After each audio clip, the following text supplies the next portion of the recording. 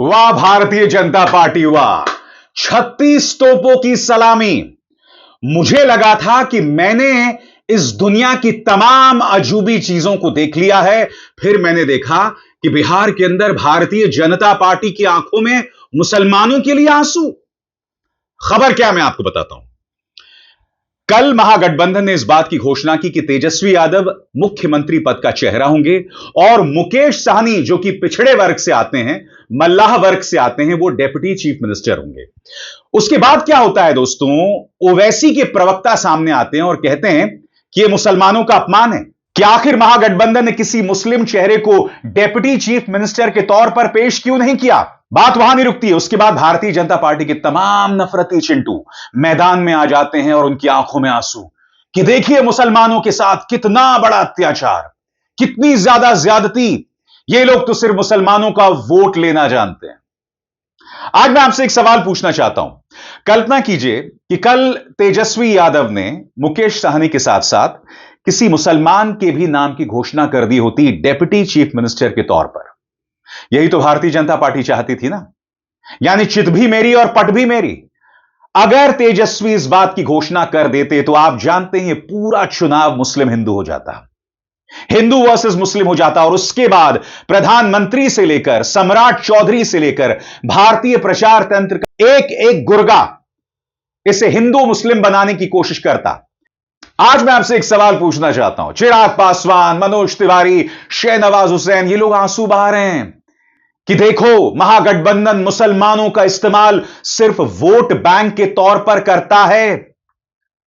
क्या आप मुझे बताने की कृपा करेंगे कि महागठबंधन ने अपनी तरफ से या भारतीय जनता पार्टी ने अपनी तरफ से कितने मुसलमानों को टिकट दिया है?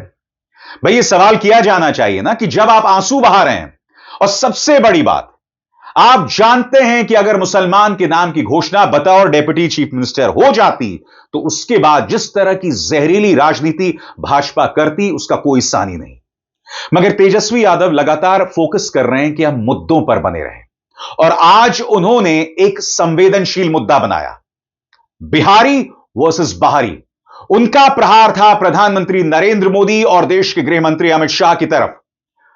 बकौल तेजस्वी यादव बिहार को कौन चलाएगा, बिहारी या बाहरी? बड़ा प्रश्न। यह जो इन्होंने भावात्मक अपील की है, क्या इसका असर जमीन पर पड़ेगा?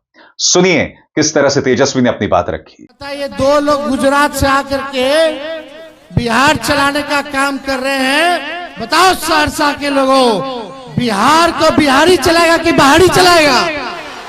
अरे बिहार को बिहारी चलाएगा कि बाहरी चलाएगा? बिहारी चलाएगा कि नहीं चलाएगा?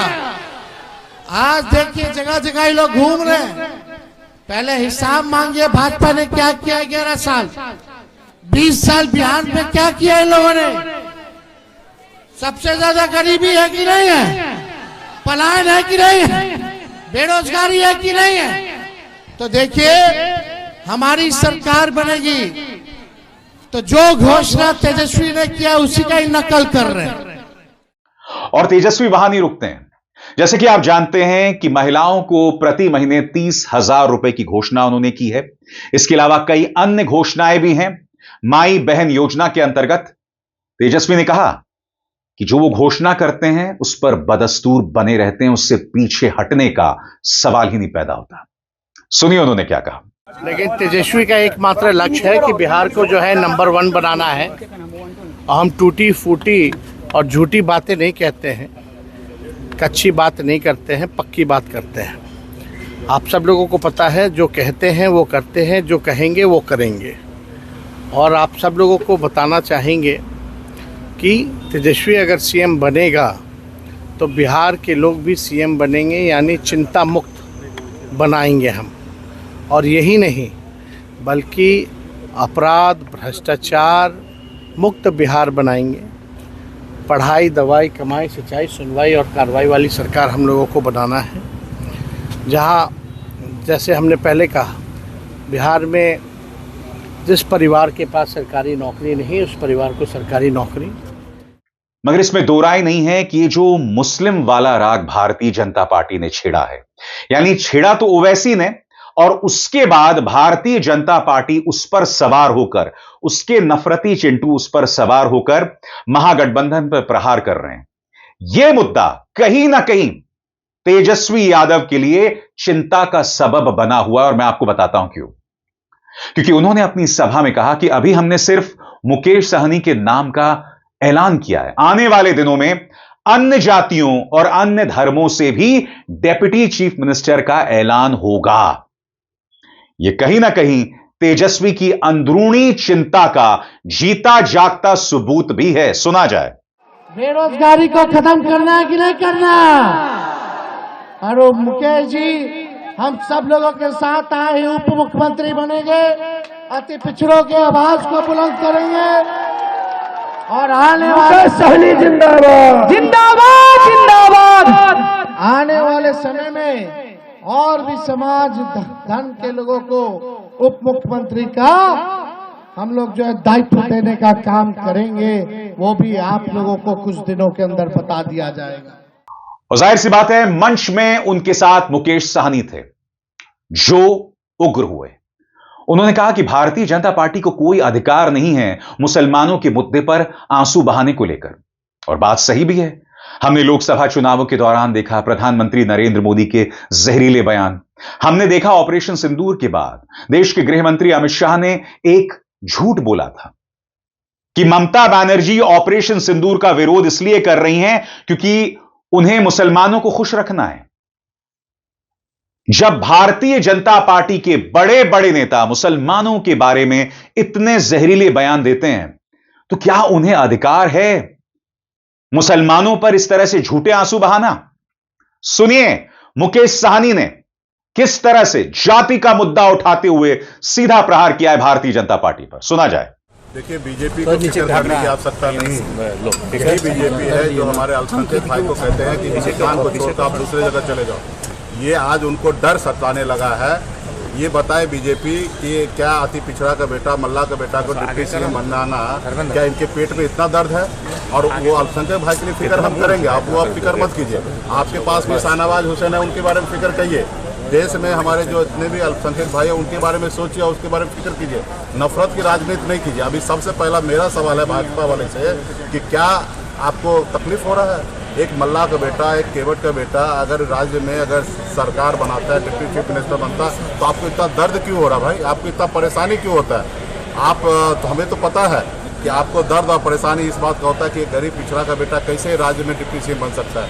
कैसे हमने मंत्री बना तो आपने कैसे हमारे विधायक को खरीद लिया, हमको सरकार से बाहर कर दिया? पहले इस सवाल का जवाब दे।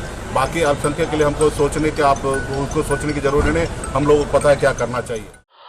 और जैसे मैंने बताया दोस्तों, भारतीय जनता पार्टी इस पर उग्र हो गई है, लगातार उग्र हो रही है। प्रधानमंत्री नरेंद्र मोदी ने भी आज रैली की। उन्होंने क्या कहा कुछ देर बाद, मगर उससे पहले 3 बयानात मैं आपको सुनाता हूं। सबसे पहले सुनिए माननीय रिंकिया के पापा यानी सांसद मनोज तिवारी। उन्हें इस बात को लेकर दुख है कि किस तरह से महागठबंधन मुसलमानों को वोट बैंक के तौर पर इस्तेमाल कर रहा है। अरे मनोज बाबू, पहले आप मुसलमानों को इंसान के तौर पर तो ट्रीट कीजिए। एक इंसान के तौर पर भी उन्हें संबोधित करने की जरूरत है ना। आपको समझना पड़ेगा दोस्तों, भाजपा ऐसा क्यों कर रही है। भाजपा को लग रहा है कि अगर मुसलमान वोट बैंक छिटक कर प्रशांत किशोर या ओवैसी की तरफ चले जाता है, यानी कि अगर महागठबंधन का जो वोट शेयर है उसका 1/3 भी अगर पीके या ओवैसी की तरफ चले जाता है, तो इसमें दो राय नहीं है कि तेजस्वी यादव की पूरी सोशल इंजीनियरिंग धरी की धरी रह जाएगी। यह कोशिश भाजपा कर रही है। सुनिए क्या कह रहे हैं मनोज तिवारी। देखिए, मुस्लिम समाज को तो वोट बैंक समझती है, केवल उनको कुछ देने का तो नहीं, आज तक कुछ नहीं दिया। आज सही मायने में देखिए तो मुस्लिम समाज को भी अगर कुछ उसके लिए किया है तो एनडीए ने किया है, मोदी जी ने किया है, नीतीश जी ने किया। और ये समय है तो मुस्लिम समाज ये सोचेगा। हालांकि महागठबंधन में इतनी लड़ाई है आपस में कि तेजस्वी बाबू को अपने को घोषित कराने में भी नाको चने चबाने पड़ गए। आप देख ही रहे हैं कि 40 के आसपास सीट पर तो ये सारी पार्टियां भरी हुई है। तो इनके महागठबंधन में अब सब कुछ ठीक नहीं है। अभी से आयुवाश के लिए ये भले घोषित कर लिए, लेकिन लग तो राहुल गांधी जी को तेजस्वी जी स्वीकार है, न तेजस्वी को राहुल गांधी जी स्वीकार है। और ये लोग सिर्फ अपने अपने भलाई चाहते हैं, ये न तो मुस्लिम समाज की भलाई चाहते हैं और न तो बिहार के लोगों की भलाई। और आगे बढ़ने से पहले एक जरूरी संदेश, मेरे कार्यक्रमों के लिए आप नोटिफिकेशन का इंतजार मत कीजिए, मेरे चैनल में जाइए और खुद जाकर कार्यक्रम देखिए और रहिए अपडेटेड। और हां, ज्वाइन कीजिए मेरा चैनल, देखिए यह जरूरी संदेश। स्वतंत्र और आजाद पत्रकारिता का समर्थन कीजिए, सच में मेरा साथी बनिए। बहुत आसान है दोस्तों, इस ज्वाइन बटन को दबाइए और आपके सामने आएंगे ये 3 विकल्प, इनमें से एक चुनिए और सच के इस सफर में मेरा साथी बनिए। और बात वहां नहीं रुकती है, मैदान में उतारा गया शहनवाज हुसैन को। वो शहनवाज हुसैन जिनका वजूद 11 सालों में एक बहुत बड़ा शून्य हो गया है। मैं आपसे सवाल पूछना चाहता हूं, भारतीय जनता पार्टी में इनकी क्या मौजूदगी है? आप जानते हैं, जब अटल जी की सरकार थे तो यह व्यक्ति केंद्र में मंत्री हुआ करता था। कहां है मुख्तार अब्बास नकवी? यानी कि आप एक मुसलमान को माइनॉरिटीज अफेयर्स मिनिस्टर नहीं बना सकते थे। यह गत हो गई है, यह हालत हो गई, और फिर आप मुसलमानों पर आंसू बहाते हैं। शहनवाज हुसैन को मैदान में उतारा गया है, मगर उससे पहले मैं आपको भारतीय जनता पार्टी असम प्रदेश का एक ट्वीट दिखाना चाहता हूं। आर्टिफिशियल इंटेलिजेंस के जरिए देखिए किस तरह से मुसलमानों पर निशाना साधा जा रहा है। इतना जहरीला ट्वीट इन्होंने एआई के जरिए एक मुसलमान को बनाया और उसके जरिए भड़काऊ बातें बुलवाई जा रही हैं असम के अंदर। अगर आप भाजपा असम प्रदेश के ट्विटर हैंडल पर जाएं तो हर ट्वीट, हर बयान मुसलमानों को ताना देने का है। बार बार पाईजान, भाईजान भी नहीं, पाईजान शब्द का इस्तेमाल किया जाता है। यह पॉलिटिकल पार्टी मुसलमानों के लिए आंसू बहा रही है। सुनिए भाजपा का असम प्रदेश कितना जहर उगल रहा है और यह मुसलमानों के लिए आंसू बहा रहे हैं। हम असम को मियालैंड में बदल रहे हैं। बहुत जल्द ही सभी बांग्लादेशी मियां मेरे असमिया लोगों के साथ शरण ले सकेंगे और ज्यादा दिन इंतजार करने की जरूरत नहीं है। अब मैं मियां सरकार बनूंगा। इस बार जब मेरी सरकार बनेगी तो सबको मियां बना दूंगा। और बांग्लादेश में भी ले लिया। इसलिए मियां भाइयों, आप लोग ज्यादा टेंशन मत लो। और मैदान में किसे उतारा है? माननीय शहनवाज हुसैन, जिनका अपना वजूद पिछले 11 सालों में वहां से यहां चला गया। सुनिए शहनवाज हुसैन क्या कह रहे हैं। देखिए, महागठबंधन ने ये सोच लिया है कि माइनॉरिटीज के लोगों की कोई वैल्यू नहीं है। महागठबंधन ने ये मान लिया है कि मुस्लिम समाज को सिर्फ वो डराकर वोट लेंगे, उनकी कोई अहमियत नहीं है। टिकट में भी मुस्लिम समाज के साथ अनदेखी महागठबंधन ने की और जब मुख्यमंत्री और उप मुख्यमंत्री का उम्मीदवार बनाया उसमें भी अल्पसंख्यक समाज अपने आप को ठगा हुआ सा महसूस कर रहा है। ये लोग तो माई समीकरण की बात करते हैं। कहाँ गया माई समीकरण? अब तो मुकेश सहनी और तेजस्वी यादव खुद अपने नाम का ऐलान कर बैठे और उसके बाद पूरे उनके वोट बैंक में बहुत ज़बरदस्त निराशा है। अब इस चुनाव में जो उनका वोट बैंक है वो उनको मिलने वाला नहीं है, क्योंकि सबका साथ, सबका विकास, सबके विश्वास के रास्ते पर हम लोग चुनाव के मैदान में हैं। नीतीश कुमार ने न्याय के साथ विकास किया है। हम लोगों ने कोई भी योजना चलाई है उसमें कोई भेदभाव नहीं किया है, सबको एक नज़र, एक निगाह से देखने का काम किया। लेकिन जंगल राज की वापसी के लिए जो इन्होंने मुख्यमंत्री और उप मुख्यमंत्री का ऐलान किया है, ये इनको काफी महंगा पड़ने वाला है। बहरहाल आज मैदान में प्रधानमंत्री भी थे और उन्होंने अपना पुराना राग अलापा। ये भूल गए कि पिछले 20 सालों से नीतीश कुमार मुख्यमंत्री हैं, लॉ एंड ऑर्डर की दुहाई दे रहे थे। मैं फिर आपसे पूछना चाहता हूं, लॉ एंड ऑर्डर कांग्रेस या राजद की देन कैसे हो सकती है? पिछले कई दिनों में हम देख रहे हैं कि छात्रों को बेरहमी से पीटा जा रहा है, दलित बच्चियों के साथ दुष्कर्म की खतरनाक मिसालें सामने आई हैं, पेपर लीक की मिसाल सामने आई है। हमने देखा बाढ़ से बिहार का क्या हाल हुआ। हमने बिहार के अंदर देखा किस तरह से पुल लगातार गिर रहे हैं। यह सब पिछले 20 सालों की देन है। और प्रधानमंत्री नरेंद्र मोदी अब भी राजद और कांग्रेस पर प्रहार कर रहे हैं। प्रधानमंत्री ने क्या कहा आपके स्क्रीन पर, वो कहते हैं आरजेडी और कांग्रेस को अपने अपने परिवारों के राजनीतिक भविष्य की ही चिंता है, इसलिए आज वो बिहार के नौजवानों के सामने झूठ के नए रिकॉर्ड बना रहे हैं। आरजेडी और कांग्रेस का विकास से 36 का आंकड़ा है। जहां आरजेडी जैसे दल हो वहां कानून व्यवस्था हो ही नहीं सकती। आरजेडी के शासन में यहां रंगदारी, हत्या, फिरौती, अपहरण एक उद्योग के रूप में फले फूले। आरजेडी के जंगल राज ने बिहार की नई पीढ़ियों को बर्बाद कर दिया। एक काम करिए, करेंगे, जरा अपना मोबाइल फोन बाहर निकालिए और अपना मोबाइल फोन निकाल कर उसकी लाइट चालू कीजिए, उसकी लाइट जलाइए जरा सबके सब। जिनके पास मोबाइल है वो जरा अपनी लाइट जलाएं। जिसके पास मोबाइल है, अच्छा आपका लाइट जल रहा है।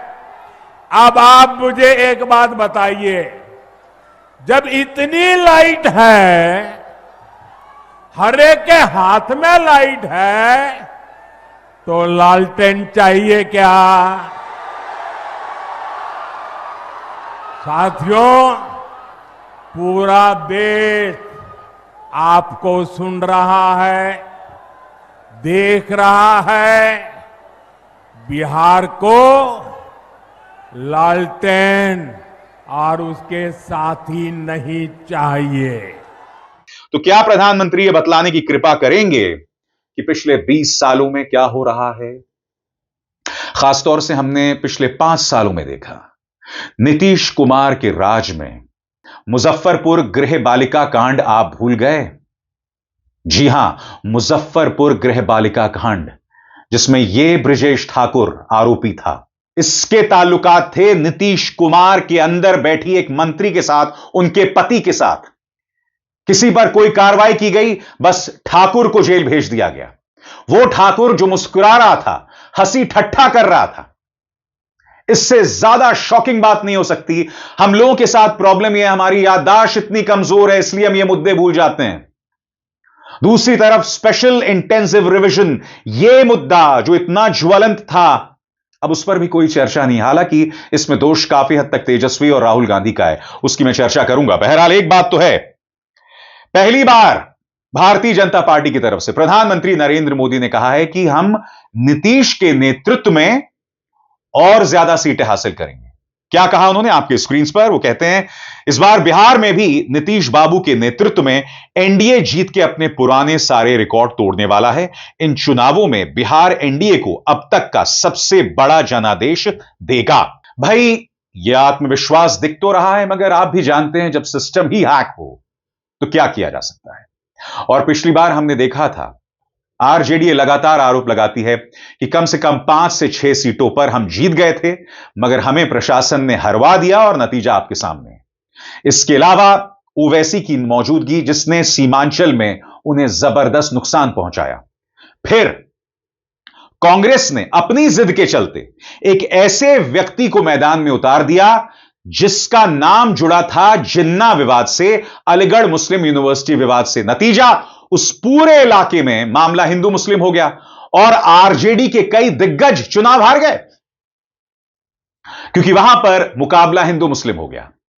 यही वजह है कि भारतीय जनता पार्टी मुकेश साहनी को डेप्यूटी चीफ मिनिस्टर घोषित करने को लगातार मुद्दा बना रही है कि तुमने मुसलमान को क्यों नहीं घोषित किया। और आप जानते हैं, जैसे ही मुसलमान को घोषित किया जाता, उसकी पूरी जन्म पत्री भारतीय जनता पार्टी और उसका मीडिया खंगाल लेता। उसका इतिहास, उसके विवादास्पद बयान सब सामने आते, और आप जानते हैं उसके बाद क्या होता।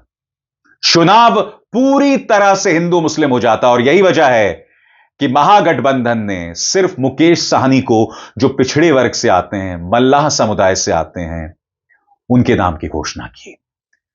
राजनीति करने का अधिकार सबको है, मगर यह बात भी है दोस्तों कि पिछले 15 दिनों में महागठबंधन का जो चुनावी कैंपेन था वो काफी धीमे हो गया है। मुझे एक बात बताइए, तेजस्वी यादव 10-12 दिन घर में बैठ के क्या कर रहे थे? अरे भाई, जब नीतीश कुमार जो उम्र के इस पड़ाव में चुनावी कैंपेनिंग करने मैदान में उतर रहे हैं, तो आप इससे 10 दिन पहले क्यों खामोश थे? हालांकि आज पूरे लाव लश्कर के साथ वो मैदान में है। राहुल गांधी और तेजस्वी यादव ने मिलकर वोटर अधिकार रैली निकाली। चलिए, राहुल विदेश चले गए, हालांकि ये वो दौर नहीं था, ये वक्त नहीं था आपको विदेश जाने का। अब भी राहुल गांधी बिहार से नदारद हैं। क्यों भाई? जीत गए, अभी से जीत गए। तो कहने का अर्थ यह है कि महागठबंधन पर भी ये सवाल उठ रहे हैं। टिकट बंटवारे को लेकर ऐसी कई तस्वीरें सामने उभर कर आई हैं जो महागठबंधन के लिए शर्मिंदगी भरी बात है। हालांकि उससे भी ज्यादा एनडीए के लिए शर्मिंदगी भरी बात है, मगर गोदी मीडिया उसकी चर्चा तो करता नहीं। बहरहाल, मुकाबला बहुत दिलचस्प है। तेजस्वी की चुनौती बहुत कठिन है क्योंकि उनका मुकाबला एक जहरीले प्रचार तंत्र के साथ है। उनका मुकाबला चुनाव आयोग से है, उनका मुकाबला पूरे सिस्टम के साथ है। क्योंकि अगर यह चुनाव करीबी हुआ तो यकीन मानिए दोस्तों, तेजस्वी यादव के लिए इतिहास फिर से दोहराया जा सकता है। मगर देखिए, यह चुनाव है। अविसार शर्मा को दीजिए इजाजत। नमस्कार।